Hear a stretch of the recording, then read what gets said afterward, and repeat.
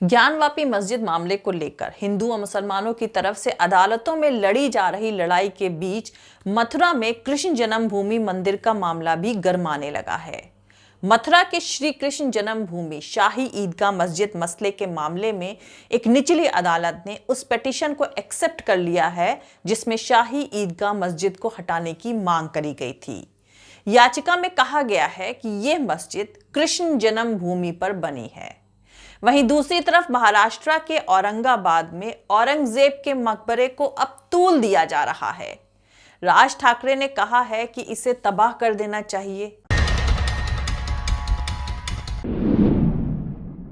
इस मकबरे का प्रोटेक्शन कर रही आर्कियोलॉजिकल सर्वे ऑफ इंडिया यानी ASI ने कहा है कि उसने 5 दिनों के लिए मकबरे को बंद कर दिया है। तो आपको बता दूं कि 2 दिन पहले राज ठाकरे की महाराष्ट्र नौ निर्माण सेना के स्पोक्सपर्सन गजानन काले ने एक ट्वीट में इस मकबरे के वजूद पर सवाल उठाते हुए कहा था कि इसे तबाह कर देना चाहिए। बाद में औरंगाबाद के खुलदाबाद इलाके में एक मस्जिद कमेटी ने मकबरे को बंद करने की कोशिश करी, लेकिन फिर आर्कियोलॉजिकल सर्वे ऑफ इंडिया ने इसे 5 दिनों के लिए बंद करके वहां एक्स्ट्रा सिक्योरिटी गार्ड्स तैनात कर दिए हैं। खैर, हिंदू मुस्लिम के सियासी तमाशे के बीच चीन ने पैंगोंग झील पर एक और पुल का कंस्ट्रक्शन शुरू कर दिया है। इससे कुछ महीने पहले ही वहां उसी के पैरेलल में चीन की तरफ से पुल बनाए जाने की खबर आई थी। दोनों पुल भारत की तरफ से दावा करे गए इलाके पर बन रहे हैं। नया पुल पहले से भी बड़ा बताया जा रहा है, जो भारी बख्तरबंद गाड़ियों को लाने ले जाने के लिए इस्तेमाल होगा। सैटेलाइट इमेजरी और जानकारों के मुताबिक चीन ईस्टर्न लद्दाख में स्ट्रैटेजिक तौर से बेहद अहम पैंगोंग त्सो झील के आसपास के इलाके में यह पुल बना रहा है और यह कंस्ट्रक्शन चीनी सेना को उस इलाके में अपने सैनिकों को जल्दी से जुटाने में मददगार साबित होगा। और सबसे अहम बात यह है कि पुल के कंस्ट्रक्शन का काम तब जारी है जब 2 साल से ज्यादा वक्त से ईस्टर्न लद्दाख में दोनों मुल्कों के बीच झगड़ों की वजहों पर बातचीत नहीं बन पाई है, जिसके चलते भारतीय और चीनी सेनाओं के बीच अब तक तनाव बना हुआ है। और दोस्तों, इन तमाम सियासी तमाशों के बीच श्रीलंका को अब दिवालिया डिक्लेयर कर दिया गया है। उसे $78 मिलियन का ब्याज चुकाना था, जो वो अब तक नहीं चुका पाया है। अगर इंटरनेशनल मॉनेटरी फंड यानी IMF उसे $4 बिलियन की फौरी मदद ना दे तो भुखमरी फैलेगी। सोचिए, कभी $81 बिलियन की इकोनॉमी रहा श्रीलंका, आज 30% महंगाई और जमीन में धंस चुकी उसकी करेंसी के चलते दिवालिया हो चुका है। जानकारों का मानना है कि इजिप्ट, ट्यूनीशिया, पाकिस्तान, पेरू, घाना और इथोपिया भी श्रीलंका के रास्ते पर दिवालिया होने की कगार पर है और जानकारों के मुताबिक भारत का नंबर भी इन मुल्कों के बाद आ सकता है। लेकिन इसके बावजूद भारत में राइट विंगर ताकतों ने मुल्क के लोगों को ज्ञानवापी मस्जिद में शिवलिंग, मथुरा के श्री कृष्ण जन्मभूमि शाही ईदगाह मस्जिद मसले, ताजमहल के 22 कमरों को खोलने और कुतुब मीनार को मंदिर बनाने का नया सियासी तमाशा दे दिया है। तो दोस्तों, आगे वीडियो में महाराष्ट्र में औरंगजेब के मकबरे से लेकर मथुरा के श्री कृष्ण जन्मभूमि शाही ईदगाह मस्जिद मसले पर शुरू हुए इन सियासी खिलौनों की पड़ताल करेंगे। लेकिन उससे पहले जो लोग मेरे इस चैनल पर नए हैं वो मेरा YouTube channel political Tamasha with doctor Arshi को सब्सक्राइब करके वहां पे लगी बेल को दबा दें, ताकि आप लोगों को मेरे आने वाले हर वीडियो की अपडेट्स मिलती रहे। और दोस्तों, अगर आपको हमारा काम पसंद आता है, हमारे वीडियोस पसंद आते हैं, तो www.patreon.com/dr अर्शी खान पर जाकर डोनेट करके आप हमारे काम को सपोर्ट कर सकते हैं। तो चलिए शुरू करते हैं।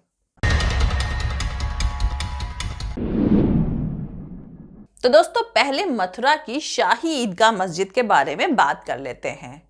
दरअसल मथुरा के श्री कृष्ण जन्मभूमि शाही ईदगाह मस्जिद विवाद मामले में एक निचली अदालत ने उस याचिका को एक्सेप्ट कर लिया है जिसमें शाही ईदगाह मस्जिद को हटाने की मांग करी गई थी। याचिका में कहा गया है कि यह मस्जिद कृष्ण जन्मभूमि पर बनी हुई है। यह याचिका लखनऊ के रहने वाले रंजना अग्निहोत्री की तरफ से दायर करी गई है, जबकि इससे पहले मथुरा की अदालत ने इस तरह की याचिका को places of worship special provision act 1991 के कानून का हवाला देते हुए खारिज कर दिया था। खैर, अब याचिकाकर्ता के वकील गोपाल खंडेलवाल ने कहा है कि भगवान कृष्ण के भक्त के तौर पर हमें उनकी प्रॉपर्टी की बहाली की मांग करने का हक है। उन्होंने यह भी कहा कि कई साल पहले प्रॉपर्टी के बंटवारे को लेकर एक समझौता हुआ था, लेकिन वो समझौता पूरी तरह इल्लीगल था। तो आपको बता दूं कि कुछ दिन पहले दायर करी गई एक याचिका में शाही ईदगाह मस्जिद को सील करने और वहां सिक्योरिटी फोर्सेस को तैनात करने की मांग करी गई थी। याचिका में यह भी कहा गया था कि यह एश्योर किया जाए कि मस्जिद के अंदर पुराने हिंदू अवशेषों को कोई नुकसान ना हो। याचिका एडवोकेट महेंद्र प्रताप सिंह की तरफ से दायर करी गई थी। हाईकोर्ट के फैसले के बाद मथुरा की एक अदालत में याचिका दायर करके ये मांग करी गई थी कि ज्ञानवापी मस्जिद की तर्ज पर शाही ईदगाह मस्जिद में भी वीडियोग्राफी कराई जाए। अदालत से यह भी मांग करी गई है कि शाही ईदगाह मस्जिद का सर्वे कराने के लिए अदालत की तरफ से कमिश्नर को अपॉइंट किया जाए। इस मामले में याचिका मनीष यादव की तरफ से दायर करी गई। मनीष यादव का कहना है कि मस्जिद के अंदर हिंदू धर्म से जुड़े तमाम सिंबल्स मौजूद हैं। यह बेहद अहम है और दूसरा पक्ष इन्हें हटा सकता है या खत्म कर सकता है। तो आपको बता दूं कि इस पूरे सियासी तमाशे के बीच AIMIM के चीफ असदुद्दीन ओवैसी ने प्रधानमंत्री नरेंद्र मोदी से अपील करी है कि वो और उनकी सरकार आगे आकर कहे कि वो places of worship special provision act 1991 के साथ हैं। ओवैसी ने कहा कि ये हाई टाइम है और पीएम मोदी को इन सब पर अब फुल स्टॉप लगाना चाहिए। उन्हें और उनकी सरकार को आगे आकर कहना चाहिए कि वो किसी भी ऐसे वजह का सपोर्ट नहीं करेंगे जिससे देश में बंटवारे के हालात बने। ओवैसी के मुताबिक वो चाहे ज्ञानवापी मस्जिद हो या मथुरा, शक का माहौल बनाए जाने की कोशिश करी जा रही है। मुस्लिम कम्युनिटी की तरफ और ज्यादा नफरत फैलाने की कोशिश करी जा रही है और इस मुल्क को पीछे ले जाने की कोशिश करी जा रही है। खैर, वहीं दूसरी तरफ औरंगाबाद में औरंगजेब के मकबरे को अब काफी तूल दिया जा रहा है।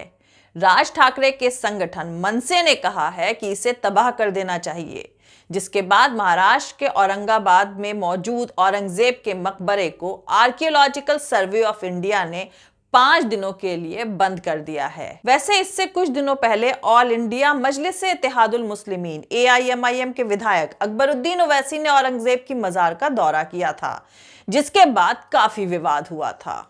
तो आपको बता दूं कि औरंगजेब का मकबरा महाराष्ट्र के औरंगाबाद शहर से 25 किलोमीटर दूर खुलदाबाद शहर में है।